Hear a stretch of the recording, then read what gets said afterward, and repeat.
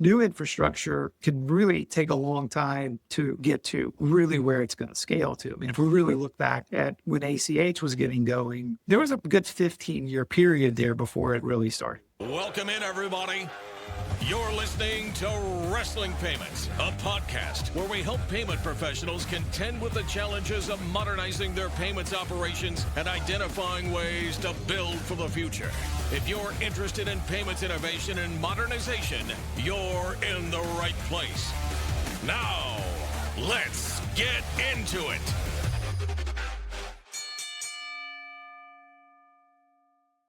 Hi, welcome to Wrestling Payments. I'm here today with Phil Robbins from the Clearinghouse. Phil, do you want to tell the audience about you? Hey, Joe, great to be here. Happy to do that. Happy to give a little bit of background about myself. And it's great to be here. And we're kind of recording this in the December timeframe. So happy holidays to you and to the audience who's out there. So I'm with the Clearinghouse. A little bit on my background. I sit within our strategy organization. I report to our chief strategy officer. And I've been in this role for a little over a year. And I kind of do a little bit of what that sounds like, right? It's strategy work. We think about the Clearinghouse and we think about sort of the out year horizons and where we're headed. And we typically do several projects, some sort of a project-oriented kind of approach with what we do. And so we socialize that within our governance structures of some of the things that we're interested in taking a look at. We've got a relatively small team that I work with, but we execute strategy projects. Maybe it's, as short as 3 or 4 weeks, but typically it could be 8 to 12 week kind of payment strategy project. So I've been doing that for a while. Prior to the Clearinghouse, I was with an FI, regional FI. Was there for about 12 years. Number of different things, wholesale payment strategy, was in the card organization, helped manage a card portfolio for a bit of time. And then earlier in my career, I was with a large card network. They're no longer, I think, limited to a card network. They're basically a payments network at this point. And then I got my start, Joe, in consulting, just regular strategy consulting. And did that for about a decade, doing various kinds of supply chain strategy, distribution strategy, and the like. So that's a bit of me in a nutshell. I'm here in the Clearinghouse's North Carolina-based office, which is an interesting fortress kind of facility. So again, great to see you, great to be here, and happy holidays, everyone. Excellent. I appreciate that. I did visit there once and was amazed at the technology you have there. So it's a great facility. I've been here for 15 months. Our team was actually down here last week, and I did my first tour of what we call the NOC, the Network Operations Center. And so being able to see dashboards about what's going on with SVP or EPN or RTP, it's a really interesting place for folks are able to get there and check it out. Yeah, excellent. And there's so much you do. If you're unfamiliar, the Clearinghouse does ACH, it does instant payments, it does wholesale payments. I forgot SVP until you just mentioned it. Check image is with the SVP and RTP and also DDA token. Yep. Forgot about token and the SVP. But yes, very, very well established senior organization. How old are you now? 170 plus years. I think the founding there was 1853. So that predates a lot of things. At that point, check was the predominant, if not the exclusive instrument that was being used, and a lot of progress since then, especially the last couple of decades. So I recently attended your annual conference, and it was an experience for me. I am so used to community banks. It was interesting to see the speakers in the room weren't community banks. They were some of the biggest banks in the country. And, I just wanted to kind of hit a couple of topics. Like everyone, AI is on the top of everyone's list. I'm wondering, and there were a couple of great sessions on AI at the event. I got a new romance. He doesn't know it, but with the chairman and president of BNY Mellon. Their approach to AI is fantastic. And I'm wondering, from what you experience with your members, what do you think the biggest risks in AI is? Is it not doing anything? Is it doing too much? Could you be in trouble for being an early adopter? Can you be in trouble for being a late adopter? Interested in anything you have. Right. Yeah, right. So first off, you mentioned the conference, which I was there as well, and great that you were able to be there. And for anybody who has a chance to try to get to next year's, highly encourage that. And I think you're hitting on one of the really important points, really senior level conversations. So yeah, a number of different CEOs from different banks, and not only banks, but also payments institutions were there. And so it's a really good forum for being able to hear how they're talking about payments, right? So and AI certainly was one of the topics that was mentioned in a couple of different conversations. So BNY, I think Wells certainly hit it. And there was even a separate panel that AI touched on. I think, and yeah, so I think part of what you mentioned there was a really interesting take on AI from a cultural perspective and how important it is to think about it from a cultural perspective, not just from a technology perspective. And I think that makes a ton of sense. But as well, at the same time, I think we heard other perspectives from other banks. And I think if you sort of extract from that a little bit, context really matters. So, each bank is in its own position. It's got its own context. It's got its own set of priorities. And I think different banks, different financial institutions are on different parts of the journey or just may have different opportunities to solve different things at different times. So I think, you've heard a lot of that focus on the culture and how to get the culture to embrace it. And really what I heard there was a growth story. It was using AI as a way of thinking about maybe finding a way to redeploy some resources and to go after growth in a specific way. And that could be a really good narrative for a lot of banks. You could have other FIs where the story may be deploying AI in some other use cases where maybe it's a little bit more narrow. And there could be opportunities for some banks where they've got a long history of doing things that they haven't been able to automate yet. And so when they're bringing AI in, then they have that focus and say, look, we can go really deep and get some things that the shareholders care about from that process. But the other thing that I think is important as well is and we've approached it this way. It's how do you get started? Like, what are the fundamentals for how you get started with some of this? And one of the big things that you'll consistently hear from the clearinghouse in terms of what we care about, right, is protect, right? So we it's one of our values. One of the things that we really care about is protecting the systems that we have, protecting the infrastructure that we have, and helping to partner with the ecosystem to help them protect themselves. And so from that perspective, we'll start there. And that's what we've done in terms of a focus on making sure we have the right governance around AI. So we've started with that perspective of start there. What are the rules of the road? And making sure as that's getting developed by the experts of, okay, here's what we can do with this. It's getting to the right level of visibility and transparency with various different governance bodies and making sure that we're starting in a way in which everybody's comfortable.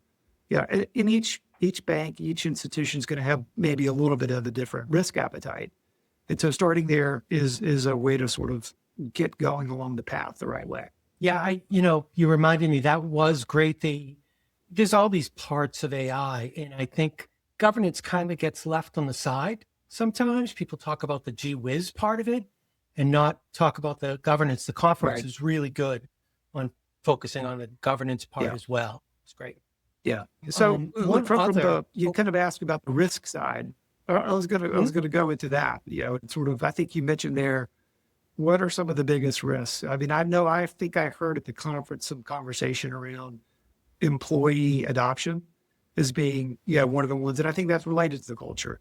But I think that probably is legitimate depending on what time frame that we're talking about. But I think that may be just a short-term risk. I think employees are going to get that adoption. Once they see how some of these tools can help, I think you ultimately, I think that may be a short-lived risk where employees are going to figure out there's a better way of getting some things done, that these tools are actually better than maybe even some old tools that they've been using. So if we look at examples of, this goes back maybe 10 years ago, before AI, you still had some RPA, so, process automation going on.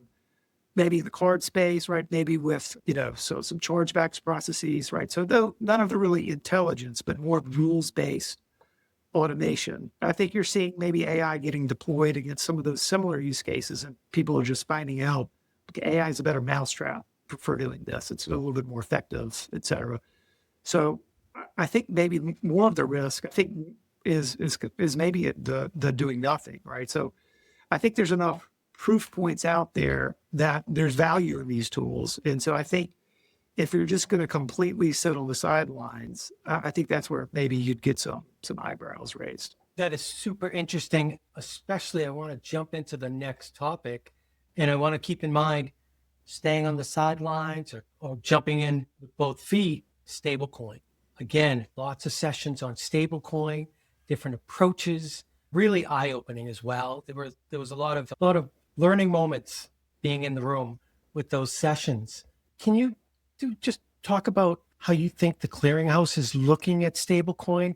And then same sort of question, stay on the sidelines, put your toe in, what should focus? So, yeah. So first off, I just generally agree with you. This has been obviously a huge topic, right? And if we just want to, it's been a huge topic everywhere. I think everywhere I've been this year, this has been a topic people have been wanting to touch on and talk about. I probably talked about it in at least 2 different forums this year, and there's always a big interest in what everyone is doing in the space, because the news is nonstop. Even this past week, we had some news, I think, out of the OCC related to national trust charters and some provisional approvals around what's going on there. And so some of those approvals relate to some folks that are, sort of in the stable coin game. So I think the headline there is it's pretty fast moving.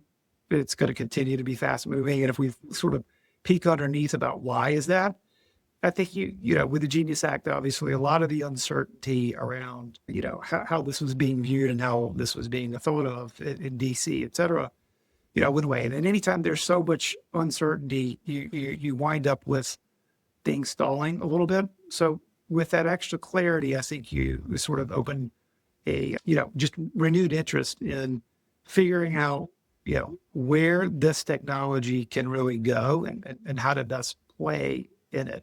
And I think that's probably the most important thing to be really thinking about is clients and customers and customer needs and problems that are there that you think you can help them solve, right? That may not be, so the predominant use case that's there right now is stablecoin. I think the biggest volume there is sort of on and off from crypto trading, right? And so that depending on who you are, depending on the profile is, you may want to help your clients with that, but you may not. You may have other things that you're prioritizing. So I think one of the things that we're going to see as we roll forward is people try to think really hard about where this whole space is going and who their clients are and what they might be using it for in the future. If it's not this very early on use case, it could be remittance. It could be, some element of B2B cross-border where folks are going to double click and really think about what their play is in this space. And I think part of figuring out that, what might your play be in this space is going to be, it's not just stablecoin, right? So there's more and more discussion around tokenized deposits and, how people might want to figure out, is that the right play versus stablecoin, depending on what they're trying to solve for. I think that's fascinating. I'm going to talk about RTP in a minute, but staying here for a second, it used to be whenever you started to talk about RTP and especially ISO 20022, people immediately started talking about international payments. I haven't been involved in a conversation about stablecoin recently where tokenization hasn't popped up. Tokenized deposits. Yeah, I think that's right. I think, and again, it's an incredibly small, compressed time frame. I think if at the beginning of the year, if we were having this conversation, it might not have been the case. I mean, we would have been hearing and thinking and hearing a lot about stablecoin and a little bit less about tokenized deposits. But I agree with you. I think that conversation was there at the conference. I think it was part of the part of the panel discussion was around tokenized deposits. There's a little bit of a debate, right? There's pros and cons between, what's going on with stablecoin versus what's going on with tokenized deposits. And then, I think there's certainly some interest in, the regulatory environment, right? So we're certainly, you'll hear and you'll see the conversation start to evolve around these national trust charters, I think, and how people feel about that being in place and sort of supporting one set of rules for a specific kind of issuer versus tokenized deposits being potentially the play for your depository financial institutions. And so those might be interesting conversations as we roll forward here into the new year. Really, really interesting. We're certainly going to spend time here next year exploring both of those topics. And it's so funny. I don't recall an actual specific RTP report, but it's clear you're approaching mature, maybe, in my opinion. It's not a great idea anymore. It's real. You guys are doing a lot with RTP. Your volume's growing, your dollar value's growing. I think you probably led the way on limits, right? Went to 10 million. Fed followed you. The ACH is now looking, hey, if they did it, we should do it.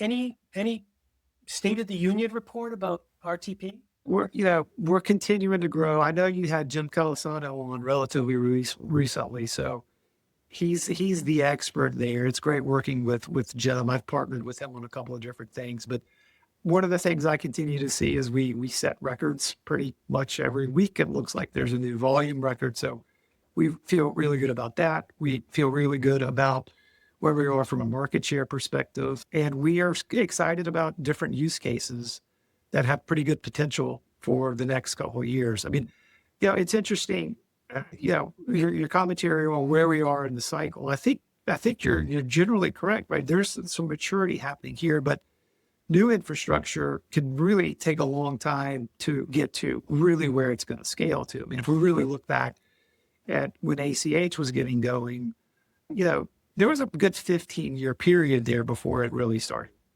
to go. And it, sort of really depends on use cases. We're in year 8, and we really like where we are. We like the trajectory, but really what we like is when we're looking out in the future and the amount of use cases that are still out there to really come to scale. That's interesting. I wouldn't take my eye off this space if I was in payments. There's a lot to still come for RTP and for use cases as we roll forward. Yeah, it's really weird for me. I am a trainer here as well, and I'm training all on the accredited faster payments professional. So I'm elbow deep in RTP and other faster payment systems right now. So it's like, isn't everyone talking about this? Yeah. In terms of like, it'd be interesting. Yeah, from a, because I think you have to a little bit about the growth perspective and where we're hearing that a little bit and where we're starting to see it, right? I think there's probably a bunch of sub use cases, but in my mind, there's a couple of things that maybe group a couple of sub use cases. And one of those really is around where there's complexity related to the data, right? So if we think about B2B payments and supplier payments that have invoices, or even if you think about healthcare a little bit as well, there can be some complexity around that. That's one of the ones where you can think of RTP and you can think of ISO and data as there being a lot of opportunity out there in the future based on what the message can do.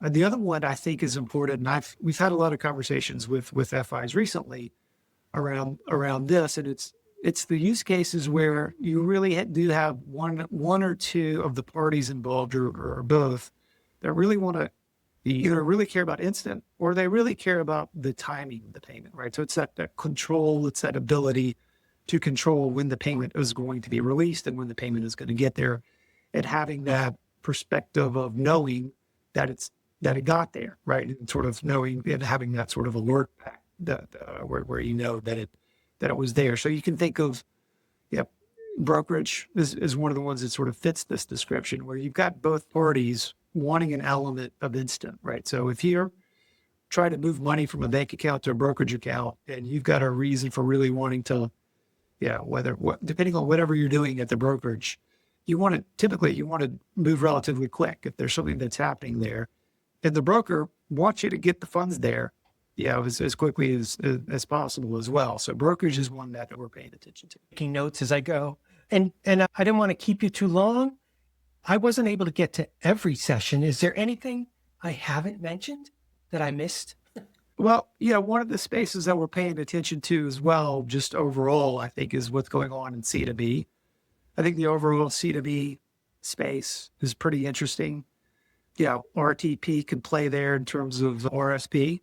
And there's a bunch of sub use cases within consumer to business, right? And so there's more experimentation that's going on there. There's a bunch of use cases. So if you're paying a bank bill, there's some experimentation going on there with RFP.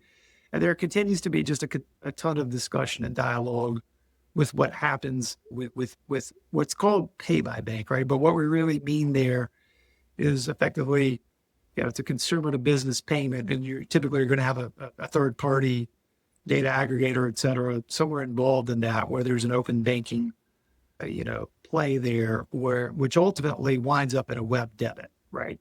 And so a web debit ACH transaction. And so I think we're seeing in some pockets that there's a lot of interest in what's happening there, right? I don't know that is scaling, but there's some sub use cases where there's some green shoots there.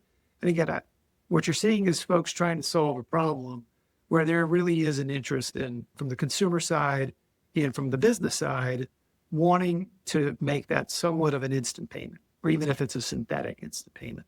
So that's happening. There's some challenges that happen, when that transaction is executed that way, right?